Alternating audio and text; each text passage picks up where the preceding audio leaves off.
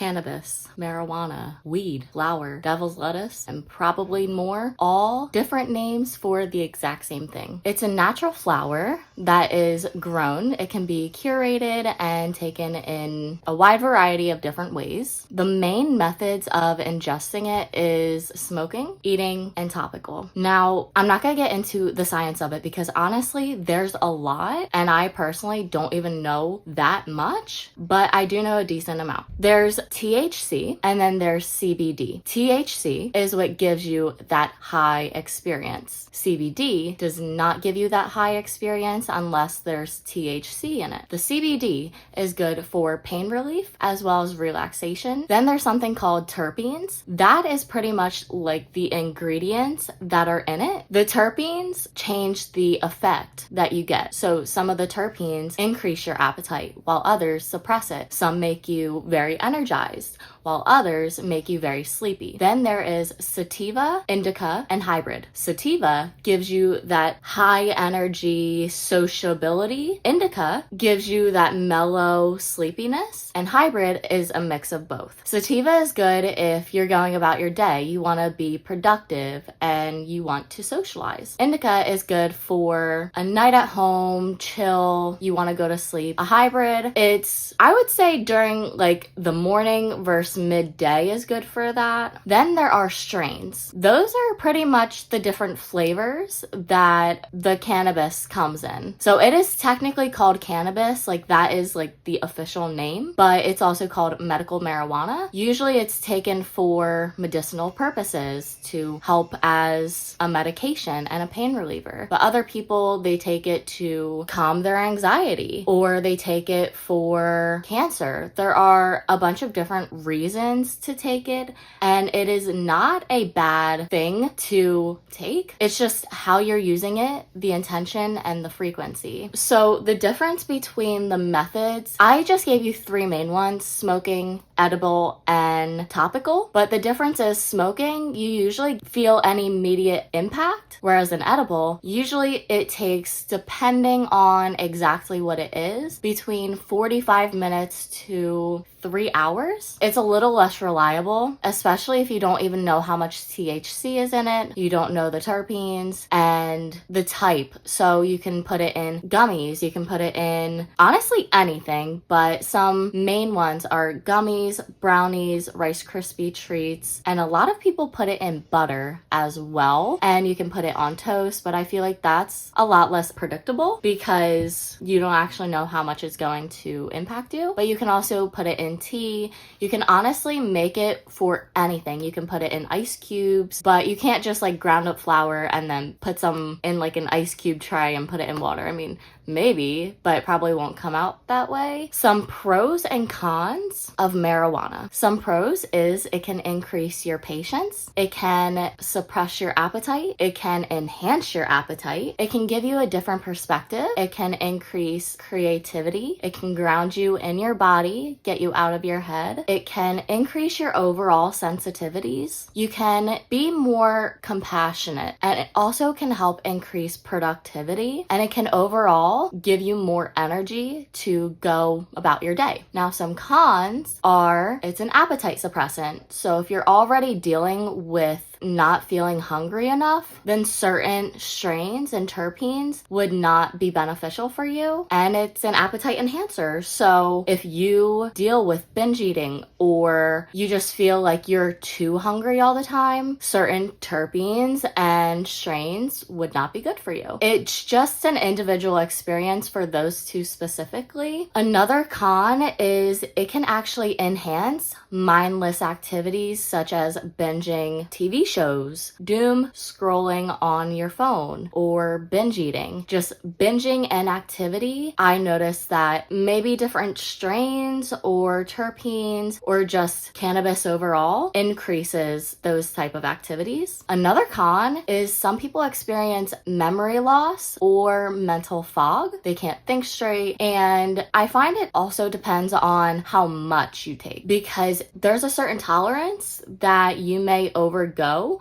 especially if you are brand new, never smoked, and never taken an edible before. When you are first starting, it's pretty much trial and error. Start small. Do not go straight into a bong and take this big hit, because you're going to be out of your mind. And sometimes when you go over your limit, you can actually make yourself sick, and you can throw up, and you can have body shakes. And sometimes if you take too much, you can actually feel high the next day. The one time I took 100 milligrams of an edible, and I usually only take 5. So that day I was vomiting, my whole body was shaking, and I felt high the next day. Same thing, I think I took about 200 to 250 milligrams, and that was one of the first times I've taken an edible. I wanted it to kick in faster, so I just taking more and more. Don't do that. Personal experience, no. At first, it was wonderful. I was having the time of my life, but then my whole body was shaking. I couldn't walk without shaking. I was seeing kind of like a kaleidoscope of colors, and I tried putting on music to calm myself down, but it's like my body was moving with the music, and I was not home at the time. I was at work after we closed, and I had to get my mom to drive me home because I was just so high. Another con is it can actually lower your energy. It can make you feel tired and like you don't want to do anything. Now, I feel like this is mainly if you take a hybrid or if you take an indica, but you do kind of have like this energy crash even if you take sativa. Another con is if you already deal with lightheadedness and you have low iron, it can actually increase the lightheadedness, and physically it's not good for you. It can cause constipation sometimes, but it can also cause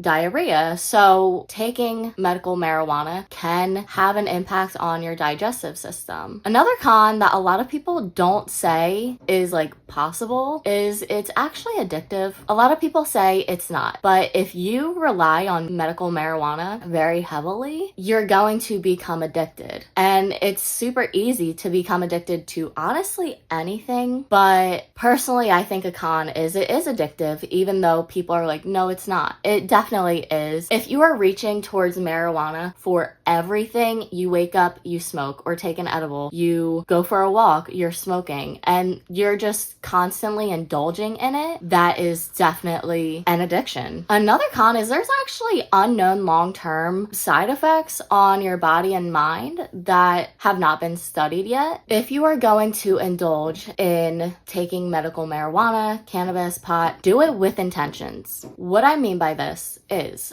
before you smoke, eat it, apply it, pretty much what do you want out of it? Do you want productivity, creativity, grounding, healing, balance, strength, energy, sleepiness, pain relief? Think about what you want out of it first, and then take it. What you're about to do is a journey, and the intentions are the guide. The journey's gonna happen either way, but the intentions help to steer that journey how you would like it, and it gives you more control. I prefer to smoke, but I personally quit because it was harming my lungs. I switched to edibles, and if you want to continue to take cannabis but not smoke, edibles is probably your best bet. It's a little bit more difficult for me because I'm vegetarian, and a lot of the edibles that I get are gummies, so they have gelatin in them, but there are ways to work around that to find vegan gummies. So if you are a beginner, my number one tip is to start small and work your way up. But if you have been smoking or just indulging for a long time, try to take tolerance breaks. You can start with a day or a week. I know someone who does 3 months of indulging and then 3 months sober. Honestly, kudos to him because that is absolutely amazing. That is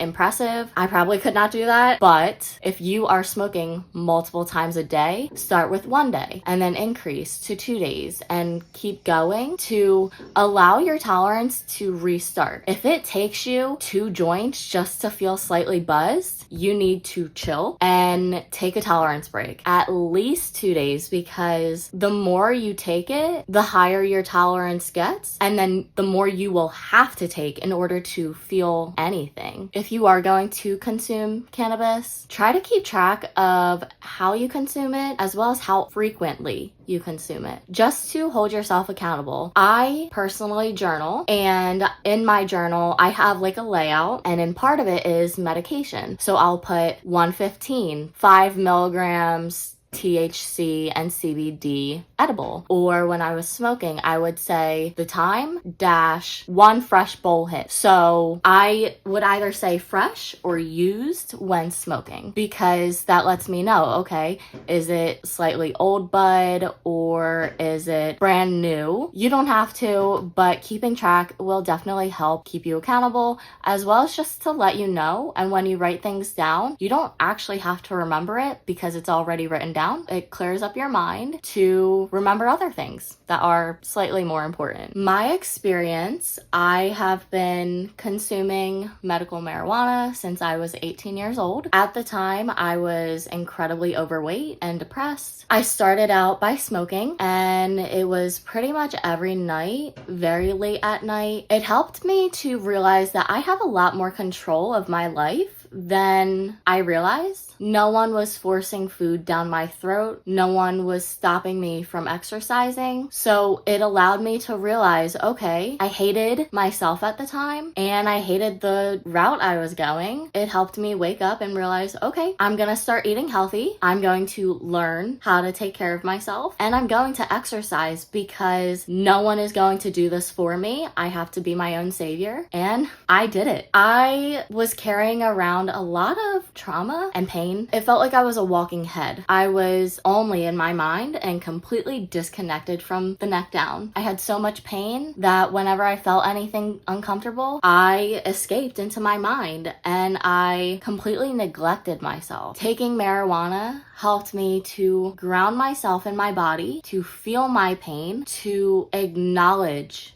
my trauma, and to take care of myself. It helped to broaden my creativity, question a lot of things that I was taught as a child, and it helped me to reparent myself, to love myself. I have 2 little sisters. We're about 13 years apart, and it helped me have so much more patience. It helped me to get on their level and to be more gentle, not only with them, but also with myself. How you treat other people is a reflection of how you treat yourself. You are not capable of giving other people better than how you treat yourself. You're not capable of loving someone if you hate yourself. Taking marijuana helped me open my mind, try new things, and it helped with my anxiety, especially while driving. Now, it is illegal to drive under the influence with marijuana, so I'm not encouraging that at all. Do not do that. But it did help me because I have a lot of anxiety in general, and it did help my depression because I looked at the root problem and I did not slap a band-aid on it. If you would like to quit smoking for your health or for any other reason, you can either go cold turkey and quit completely, or start by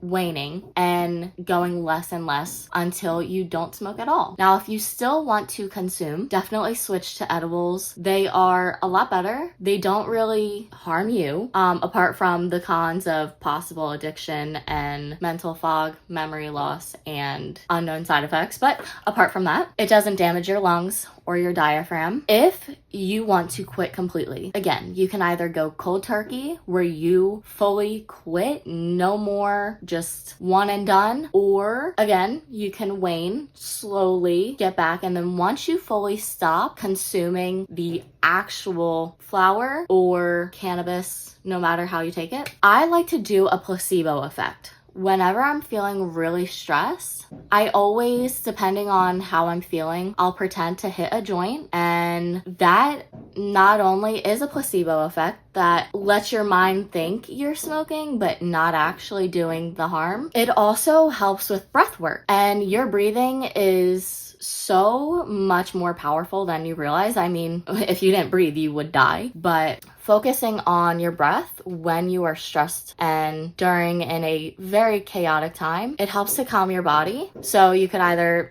pretend to hit a joint, or you could pretend to hit a bong, or you can pretend to hit a bowl, or you can try to hit a dab, or other methods. There are other methods, but I don't really know those because I never tried them, and that's okay. I don't want to. But if you are trying to quit, just know you might have some setbacks, and that's okay. You're human. Be kind and gentle with yourself and just restart. 1, 2, or maybe even 10 setbacks is not going to erase all of the progress that you made while trying to quit and while quitting. That's gonna end this video. I really hope this helped. Definitely let me know where you're at in your own journey. If you have any questions, feel free to ask in the comment section down below. Don't forget to like, comment, and subscribe. Hit that bell notification so you're notified every time I post. And I'll see you next time. Have a wonderful day.